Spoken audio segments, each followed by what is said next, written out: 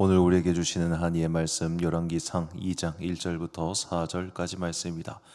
열왕기상 2장 1절부터 4절까지 말씀 이제 봉독하겠습니다. 하나님의 말씀 경청하십시오. 다윗이 죽을 날이 임박함에 그의 아들 솔로몬에게 명령하여 이르되 내가 이제 세상 모든 사람이 가는 길로 가게 되었노니 너는 힘써 대장부가 되고 내 하나님 여호와의 명령을 지켜 그 길로 행하여 그 법률과 계명과 율례와 증거를 모세의 율법에 기록된 대로 지키라. 그리하면 내가 무엇을 하든지 어디로 가든지 형통할지라. 여호와께서 내 일에 대하여 말씀하시기를 만일 내 자손들이 그들의 길을 삼가 마음을 다하고 성품을 다하여 진실이 내 앞에서 행하면 이스라엘 왕위에 오를 사람이 내게서 끊어지지 아니하리라 하신 말씀을 확실히 이루게 하시리라. 아멘. 올해 새해맞이 특별 새벽기도의 주제 말씀에서 길을 찾는 새해 첫 번째 시간 나의 길에서 하나님의 길로라는 제목으로 하나님의 말씀 선포하겠습니다. 어제 우리나라에 좀 큰 아픔과 재난이 있었습니다. 전 방콕에 출발하여 무안 공항으로 가는 제주 에어 항공기가 아마도 버드 스트라이크로 추정하고 있는데 새가 부딪혀가지고 동체 착륙을 해서 이 꼬리 부분 잘려나간 꼬리 부분에 타고 있던 승무원 2명은 중상을 입었지만 살았고 나머지 179명은 모두 사망했습니다. 저도 어제 이제 예배 끝나고 나서 그 영상, 사고 영상을 봤는데 그 근처에 사시던 아마 식당 주인이신 것 같은데 그분이 굉음이 나서 그걸 찍으신 것 같더라고요. 공안 담벼락에 부딪혀서 비행기가 터지는 모습을 보면서 정말 마음이 좋지 않았습니다.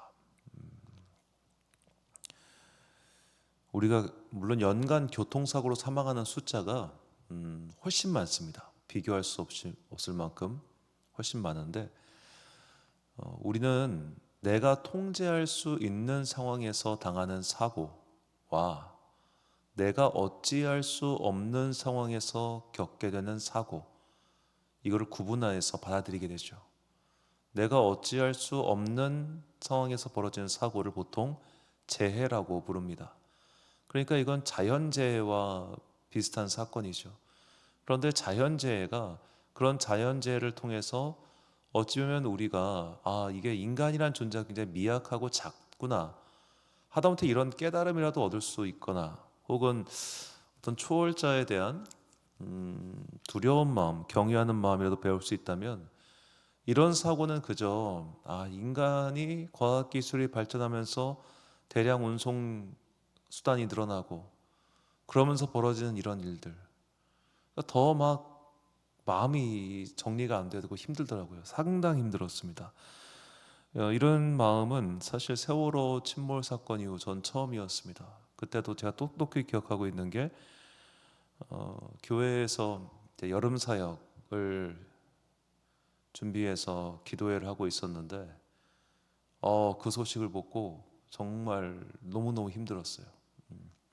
아시겠지만 그해 교회 모든 여름 사역 다 취소되고 전국의 모든 여름 캠프 다 취소되고 이랬었습니다. 그 정도로 큰 충격이었는데 이 사고 역시 그에 못지 않을 것 같다는 생각을 해봅니다. 예전에는 이런 자연재해 혹은 큰 인명사고가 났을 때 굉장히 쉬운 해결책이 있었습니다. 뭐냐? 그들은 하나님의 저주를 받았다는 식으로 이야기하는 사람들이었습니다. 실제로 그런 사람들이 많았습니다. 외국에서 자연재해 등으로 인해서 이런 일이 벌어지면 몇몇 목사들은 참 쉽게 말했습니다. 저들이 하나님의 저주를 받아서 그렇다. 저들은 이슬람 사람들이라서 그렇다. 이런 식으로 말이죠. 그렇다면 어제 탄 비행기에 기독교인이 있을 확률이 얼마나 높겠습니까? 그분들이 대부분 전라남도 분들이시겠죠. 전라남도는 우리나라에서 기독교 복음화율이 가장 높은 지역입니다. 많은 사람들이 기독교인이었을 겁니다. 어쩌면 그 중에는 빨리 도착해서 주일 예배를 드리려고 일요일 날 오전에 오시는 분들도 있을 수 있습니다.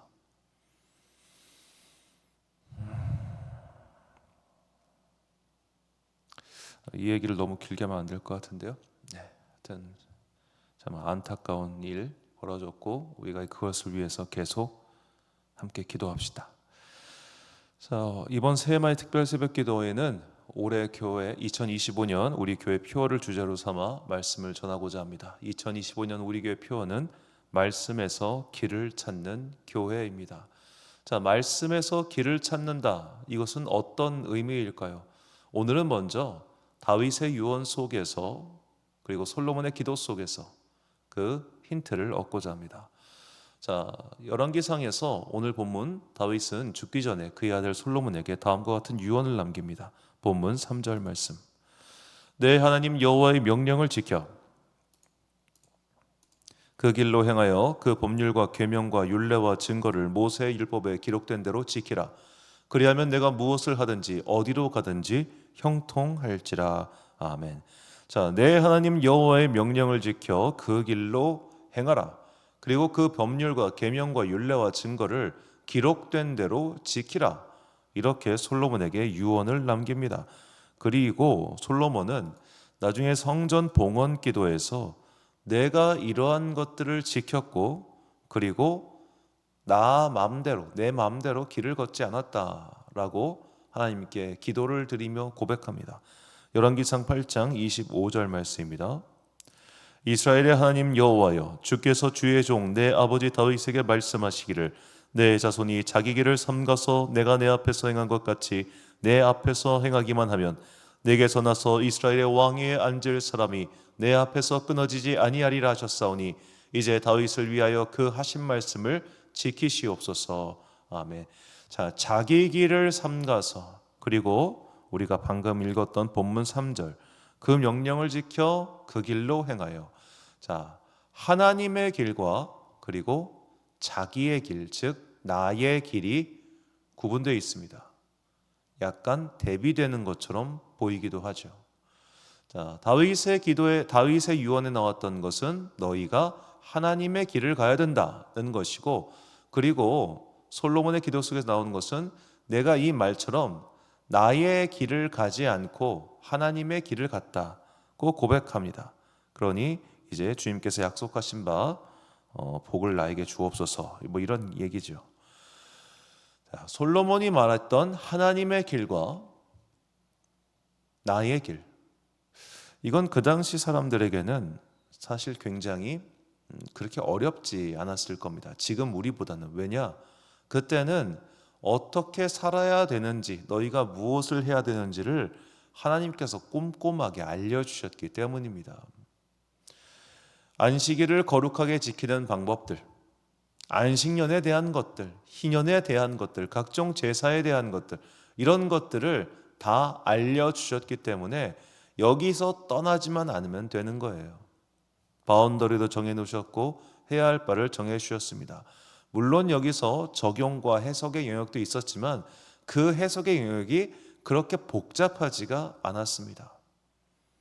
자, 그런데 이제 왕정이 시작되고 국가가 조직이 갖추어지면서 점점 많은 왕들이 하나님의 길을 떠나고 자기의 길을 갔습니다. 왜 이런 일이 벌어졌는가? 이제는 모세 오경에 나왔던 하나님의 율법, 모세를 통하여 가르쳐 주신 율법이 이 국가의 조직과 상황에 안 맞는 거예요. 과거에는 이제 지파별로 한계를 정해놓고 지파별로 땅 분배를 끝내놓고 이 땅은 누구 지파 거, 여기는 어느 지파 거, 어느 지파에 누구 거, 이렇게 다 호적 정리가 돼 있었단 말이에요. 토지 정리가, 구획 정리가 다 끝나 있는 상태였어요. 그런데 세월이 흐르면서 이 토지가 원래 누구 거였더라? 여기가 누구네 집안 거였지? 헷갈렸어요. 왜냐하면 50년마다 그때그때 땅의 경계를 원래대로 돌려놨으면 좋은데 희년을 지킨 적이 없거든요. 그러니까 이거 땅의 경계가 세월 흐르면서 도대체 누구 건지도 모르게 되었고, 그리고 결정적으로 이방 민족을 다 솎아내지 않아가지고 그 땅에서 같이 살고 있잖아요. 지금도 이스라엘이 팔레스타인과 함께 그 땅을 쓰고 있으니까 거기 보면 나중에 이제 팔레스타인 자치구역 요로까지 같이 보면 지도가 진짜 복잡합니다. 어느 지역은 함께 있는 지역이고 어느 지역은 그들의 지역이고 막 그래요.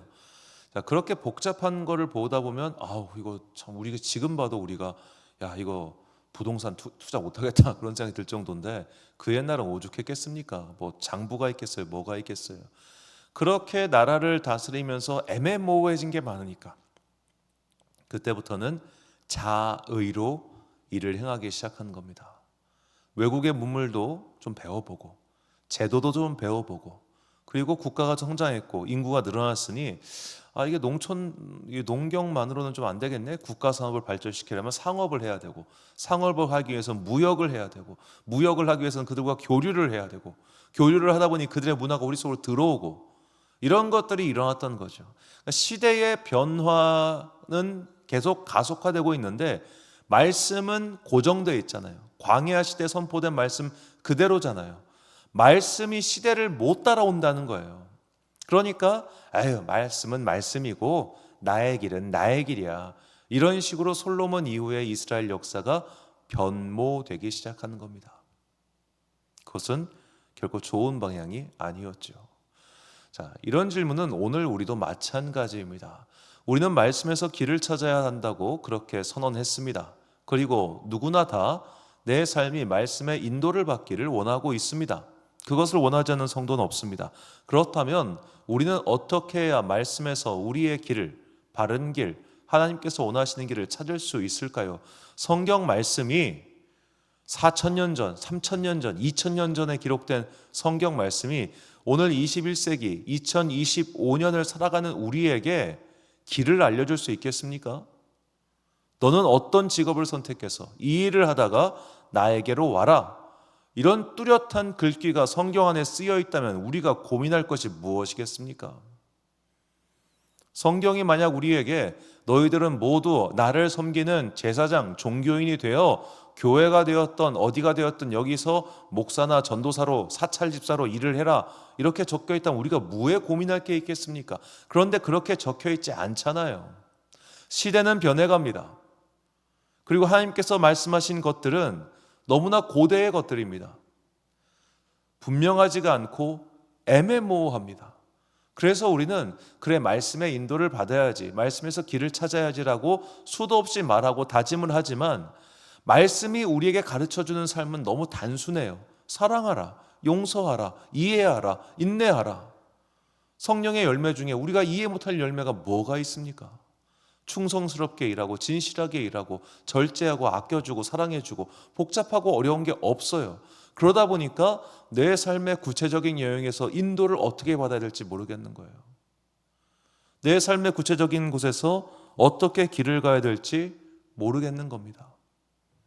그래서 우리가 말씀에서 길을 찾는다 한 그 구체적인 의미를 꼭 생각해 봐야 된다는 것이죠.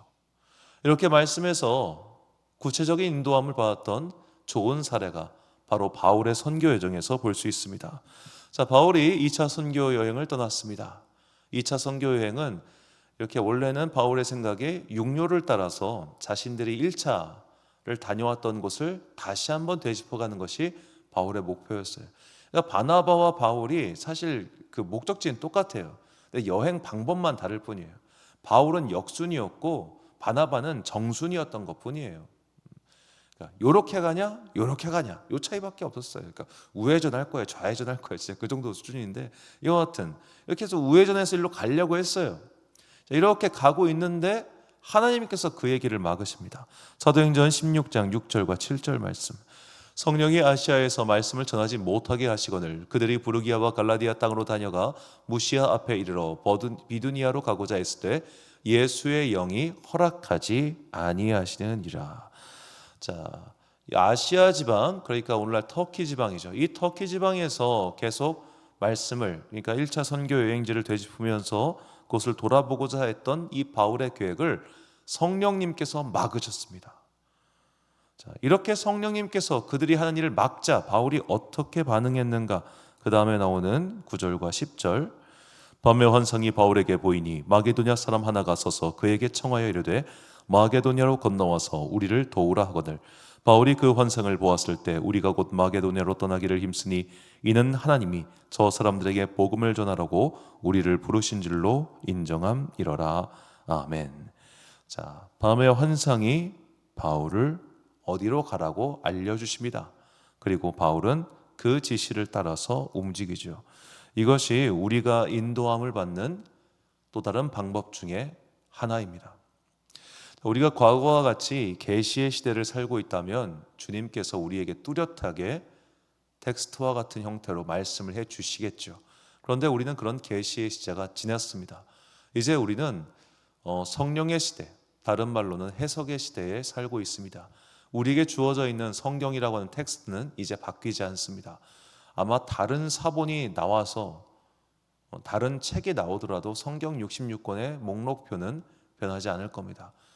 더 옛날에 사본이 나온다면 그 사본으로서 보충을 하겠지만 달라지지 않을 거예요.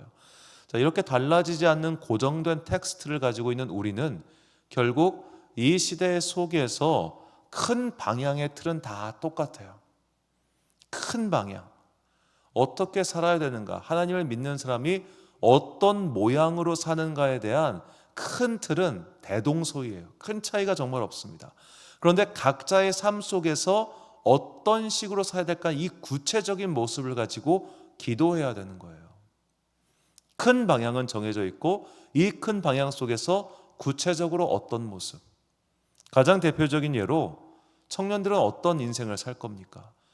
그러니까 우리의 인생을 결정하는 가장 중요한 요소 중 하나가 직업이잖아요. 직업. 어떤 직업을 택하는 것이 하나님을 기쁘시게 하는 것이며 어떤 직업을 택하는 것이 말씀의 인도를 받는 직업입니까? 그거 어떻게 알아요?